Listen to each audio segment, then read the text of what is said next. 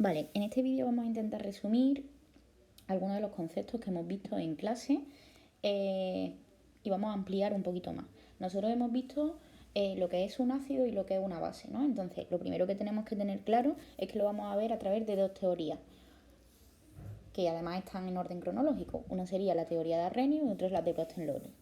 Entonces, vamos allá, vamos a ir viéndolo en diapositivas poquito a poco.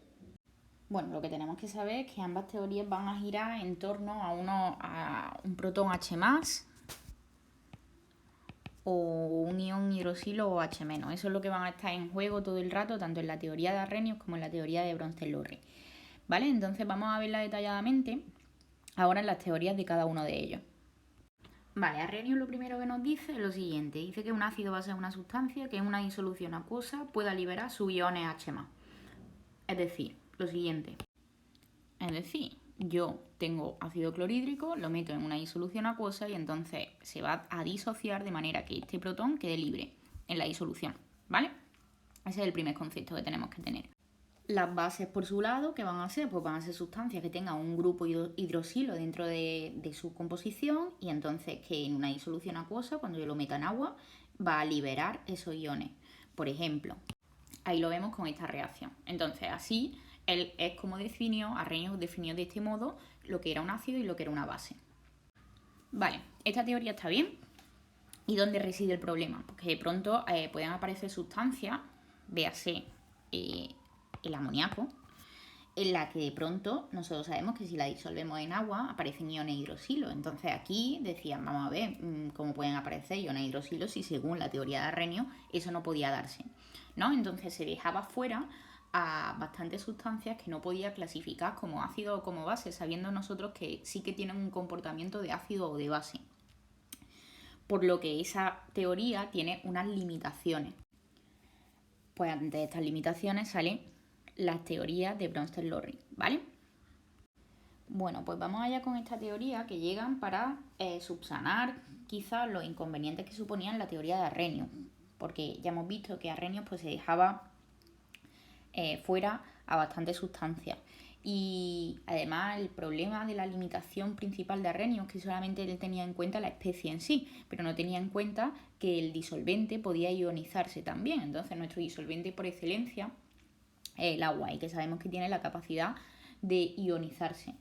¿Qué va a pasar entonces? Pues que vamos a definir ahora ya como un ácido y como una base. Un ácido va a ser toda sustancia capaz de ceder un protón H+, ¿vale? Ceder H+, eso va a ser un ácido, mientras que una base va a ser toda sustancia capaz de aceptar un protón H+.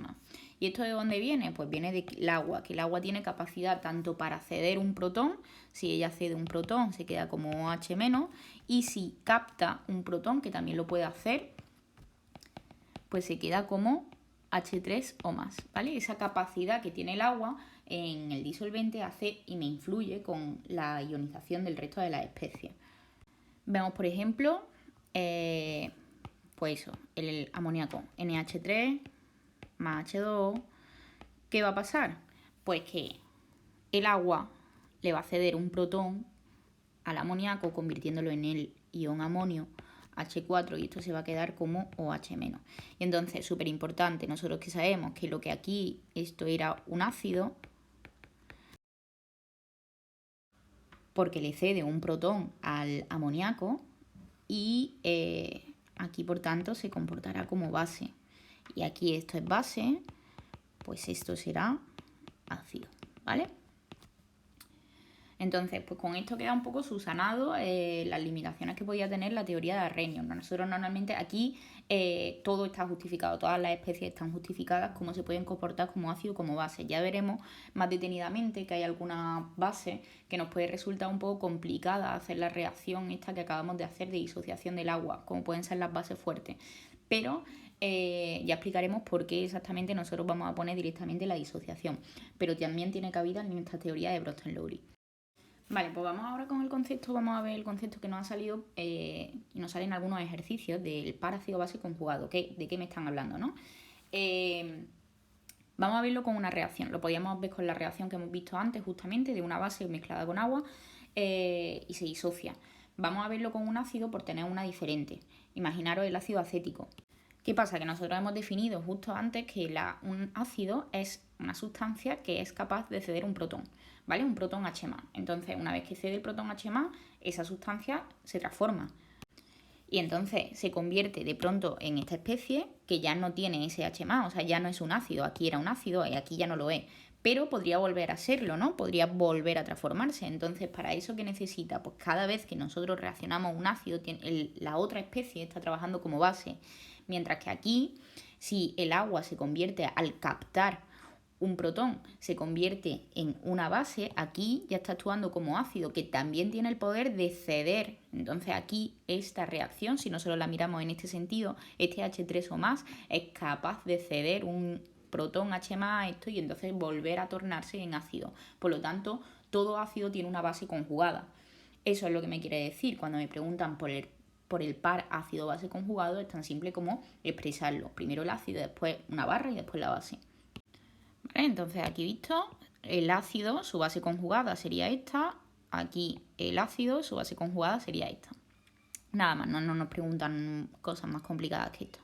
Lo que sí que tenemos que ver, si nos fijamos en la reacción anterior, que la pongo aquí en un momento, es que si nos fijamos en el agua, en el disolvente, aquí el agua actúa como base y aquí actúa como ácido. Sin embargo, la reacción contraria, aquí actúa como ácido y aquí actúa como base. ¿Vale? Las sustancias que son capaces de actuar como ácido o como base se llaman sustancias anfóteras. Y viendo el comportamiento del agua como sustancia anfótera, pues vamos a analizar su equilibrio iónico, ¿vale? El agua no conduce la electricidad, pero bueno, sí se ve que tiene una pequeña conductividad. Y esto se debe pues porque se autoioniza, ¿vale? Entonces vamos a ver la reacción, que esta autoionización depende también y es producida por su carácter anfótero. Vamos a ver cómo sería la reacción de autoionización del agua.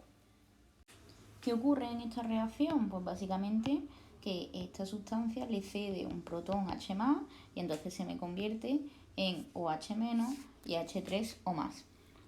¿Vale? Puesto que es un proceso reversible, nosotros podríamos aplicar el concepto de equilibrio y caso C sería la concentración de OH- por la concentración de H3 o más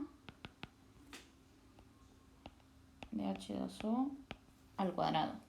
Y si consideramos que la concentración del agua es constante, pues ¿qué nos quedaría? Que caso C va a ser OH- por la concentración de H3 o más.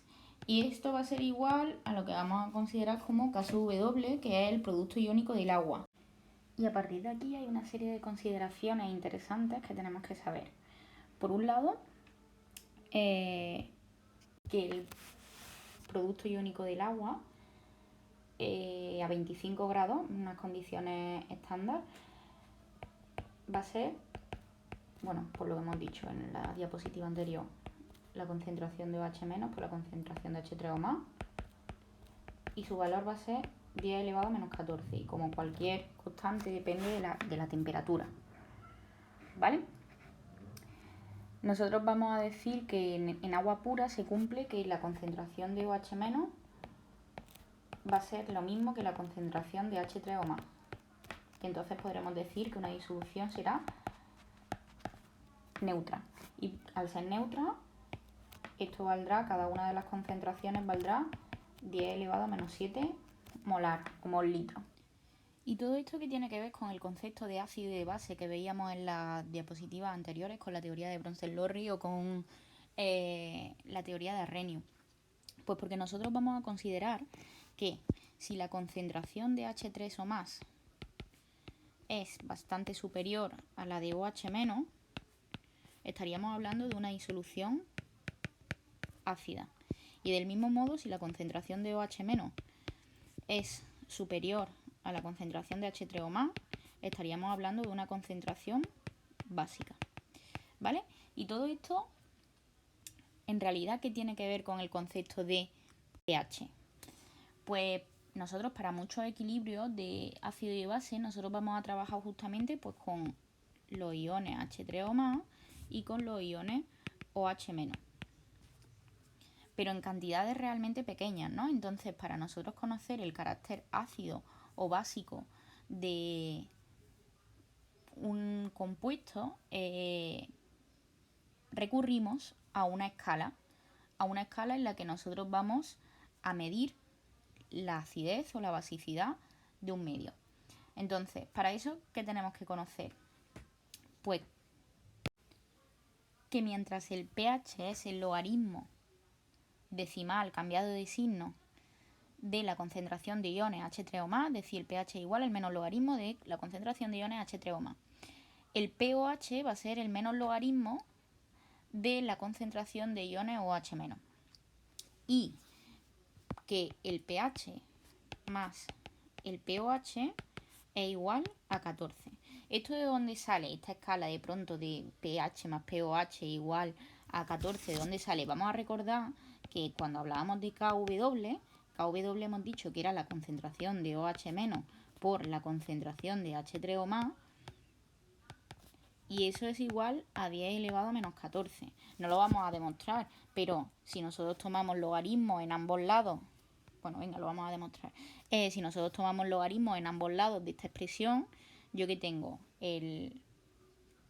cuando yo tenía el producto de dos logaritmos, lo puedo separar por las propiedades de los logaritmos en la suma del pOH más el pH, y aquí si tomo logaritmos en base 10 de P por 10 elevado a menos 14, me quedaría que es 14, ¿no? Entonces, no deja de ser una función en la que yo, para calcular, he tomado logaritmos.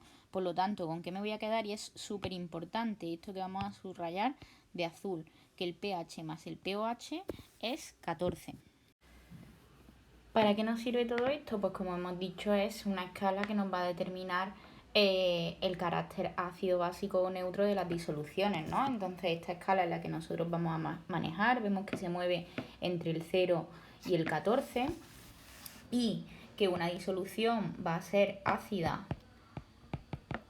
si el pH es menor que 7, y eso también quiere decir que la concentración de H3 o más va a ser mayor que la concentración de OH-, que una disolución va a ser básica si el pH es mayor que 7, es decir, que la concentración de OH- va a ser mayor que la concentración de H3 o más, la carga, y que una disolución va a ser neutra si su pH es igual a 7, ¿vale? Entonces, esta clasificación y esta escala es importante para determinar, como hemos dicho, el carácter ácido, básico o neutro de nuestras disoluciones.